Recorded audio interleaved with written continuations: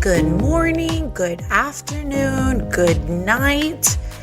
I don't know where you're listening to me from, but wherever you are, welcome to the Dirty Blonde Podcast. I'm your host, Bridgette B, your friendly porn star next door, and thank you so much for being here today. We are on a very sexy streak. You guys are charting us all over the place, and this morning the team saw that we were like number 16 in Croatia, top 100 in the USA, and Albania, Colombia, Brazil, Dubai, well, Emirates, you know, that area. So thank you so much. And with all those little accolades to be told, grab yourself a drink. Let me see, what am I drinking today? Take a wild guess. Okay, I'll leave you to your misery. Today it's a wine day. I felt like this is red wine. It's robust, it's bold, it's scrumptious. It's just fills your mouth with grapes and anise and a touch of strawberry just to tickle the back of your ivories. Ivories? I hear people that call teeth ivories. Anyway, not the best example, but we are here to dirty talk. You asked, you wanted it, I'm here for you. In season 1, episode 3, anal, threesomes, and dirty talk, I really just touched the tip of it. It was very much a little snippet of what's to come. And here we are, end of season 2. And I figured, what is the best way to end this amazing season as we welcome season 3 in a couple of weeks? And I'm like, oh, of course, I have to tackle the dirty talk subject. And also because I got some really great questions. So grab your cocktail, grab your drink, or pull over to the side if you're driving, or if you're home, snuggle up, because we are about to dive in just a little bit deeper. Stay tuned. By the way, I hope that wherever you're listening to us from, you're having the most beautiful view, because I'm out looking towards the horizon. The sun is just shining. It's warm and gorgeous. I can hear the birds. I could just feel the fluffy clouds. It's just my kind of a day. So I hope you're having that kind of a day also. And if you notice, as I am talking and narrating and describing my surroundings, I'm getting a little bit extra descriptive, right? Isn't that part of the process? We'll get there when we come to that part of the podcast. But for now, let's tackle this segment. Question of the day, which totally ties into the subject today.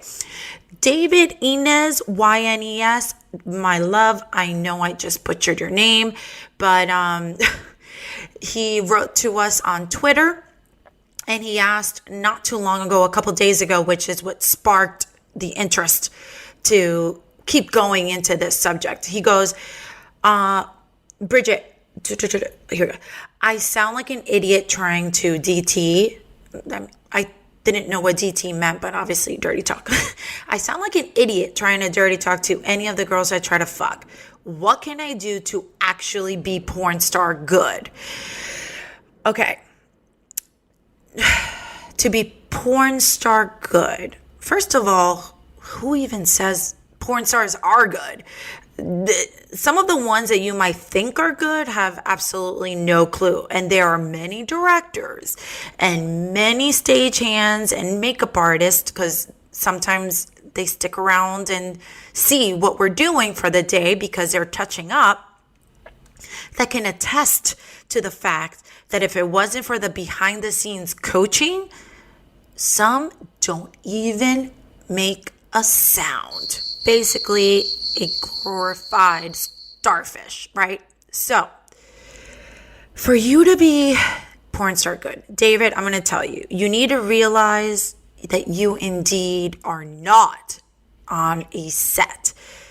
And what happens on a set is just so completely different than what happens in quote unquote real life. So what I might be saying to my male performer just won't translate well in a private bedroom setting.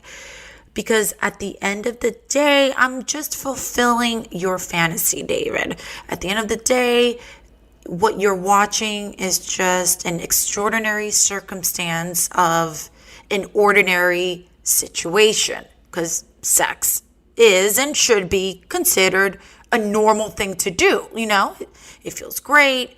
You have a great time. And it's a normal function of the world to populate. So to be good, it's really all on the chemistry. I mean, there is nothing sexier than being able to just be yourself. And if that means that you just shut up and fuck, well, just shut up and fuck.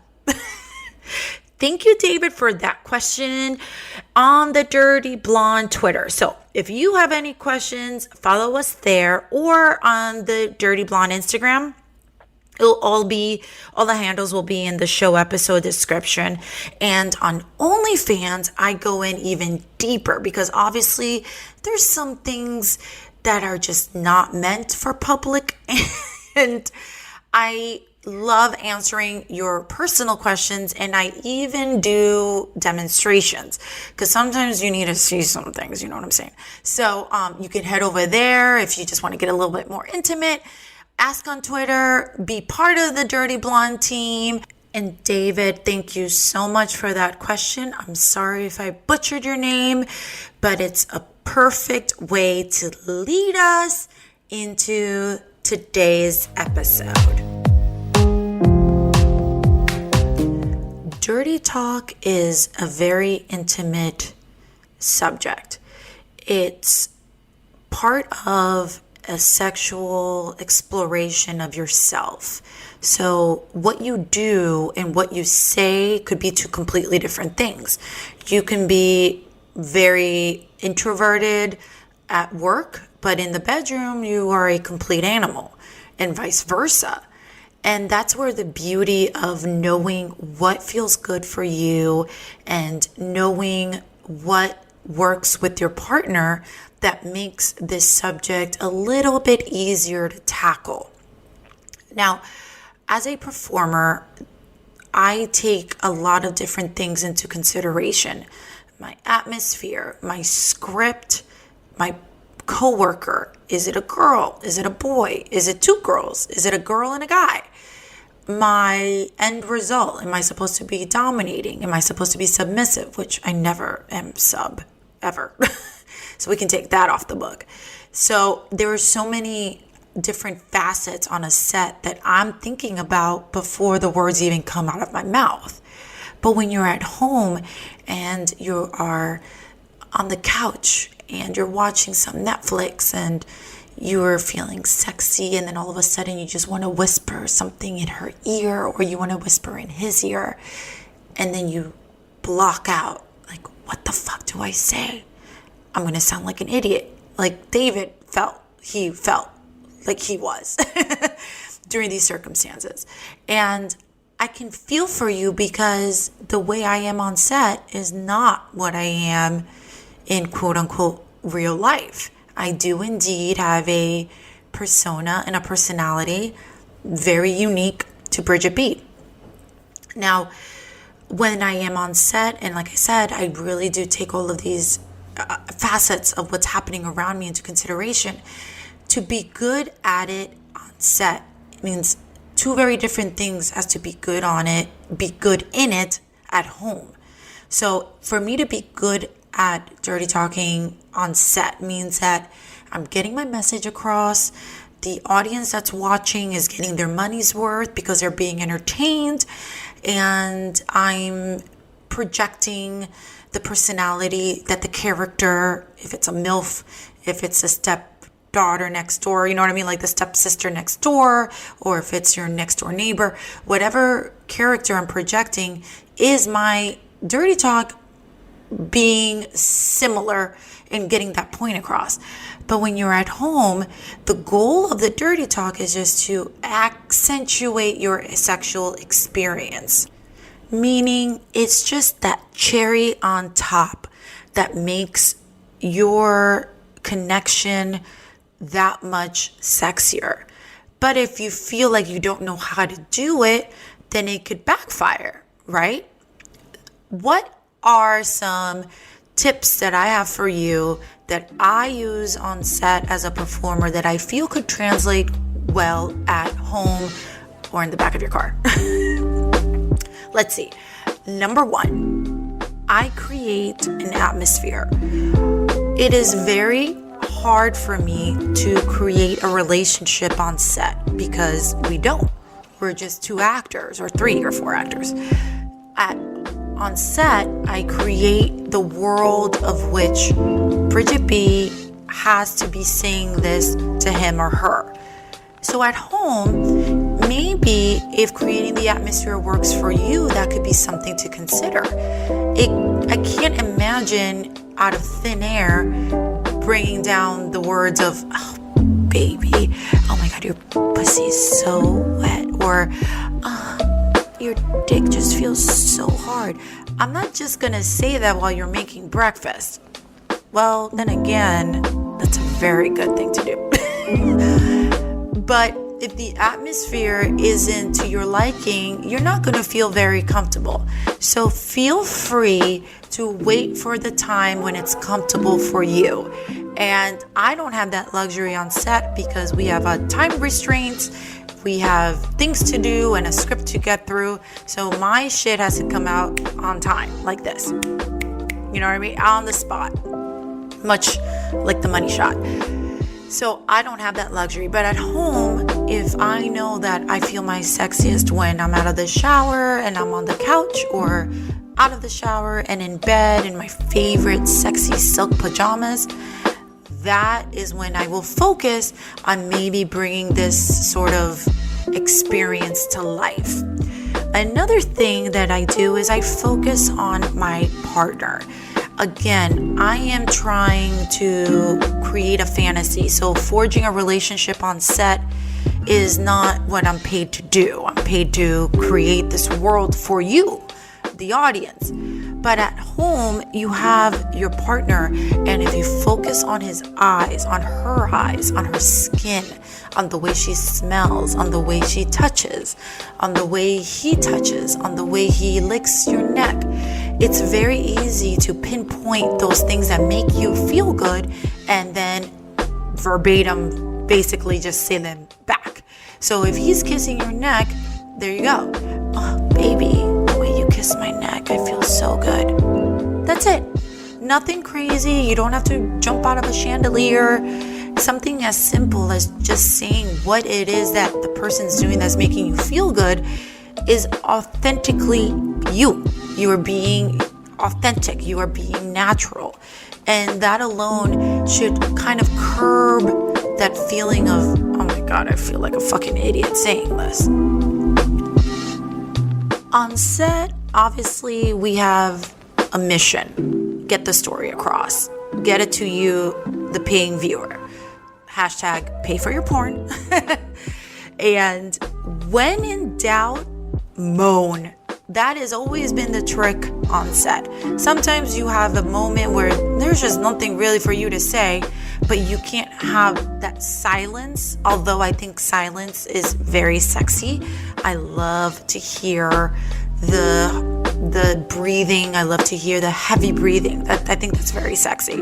And if you're doing that in someone's ear, if you're not spitting in them, that's a great tactic to kind of start an easier way into the DT. And then by doing that, you're creating the atmosphere and you're creating the world where the next level doesn't come as difficult. And one of the last things that I urge every female and every male is, if you don't have to fake it, don't. There is obviously something to be said about being sexually satisfied. And if you are not, and you're just doing it because you just want to get it over with, then that's something to think about the chemistry between you and that partner. On set, we have a mission. So that mission is to get, like I said earlier, the point across with the story. Faking it is neither here nor there. But for you at home, there should be something sexually gratifying for the both of you. And communication is huge when it comes to that. We do it on set as well.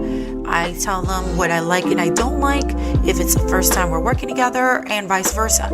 And that's how we get to know each other as performers. Again, we're forging a fake relationship out of thin air. But you, my loves, you have the luxury of being in an environment where you're safe and you're feeling sexy and you want to be with the person. Why fake it? Give them the motivation and the necessary tools to make you happy. So when you put all of these tips together, you form this sense of ultimate sexiness, which I hope can bring you to that level of complete and total comfort. Thank you so much to today's sponsor, Doc Johnson, docjohnson.com. If you had no idea, not only are they the best source for lube and toys and anal plugs, the works, but also your favorite female performer and male might just have a replica, and I indeed do. Go on to their website, which is linked in the episode, because I have my own molded toy, the Pussy Stroker and the Stroker, the Big Kahuna. Sometimes you just need a little something extra. Thank you so much, Doc Johnson, for having me as part of your family. Make sure and you click on the link below, get it to your house, and let me know just how my pussy feels. I think that feeling comfortable means that the communication is there and both of your expectations are met, and there can't be anything sexier than that. That's just the best. And now, one of the things that I like to add when it comes to the world of adult and the world of porn, not only with Dyrty Talk, but with everything else, is the fact that, yes, it is a fantasy, and you as a consenting and healthy adult have every right to explore what it is that you want to explore, as long as it's, of course, safe and healthy and legal. Don't get it twisted. But at the end of the day, when you meet that partner that matches your curiosity, that's where the real magic happens. And I'm all for that. So lovers, what did we learn today? Did you learn a couple of the tips and tricks that I use on set? I hope you did. And I can't wait for you to put them to good use. Like I mentioned earlier, make sure you tweet us, you Instagram us, you OnlyFans me, whatever you want to do. Let me know how it works for you. I love when you guys tell me all your juicy and sexy stories. That is it for this week's episode of the Dirty Blonde podcast. Ladies and gentlemen, we have reached the end of season 2.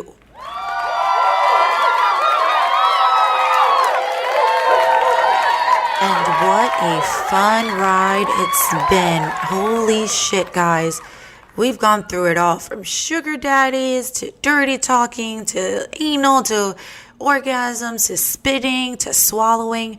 You have quite a bit of resource in this season. And season 3 is going to be even better. Thank you to all of you that are making it possible, and I am so excited.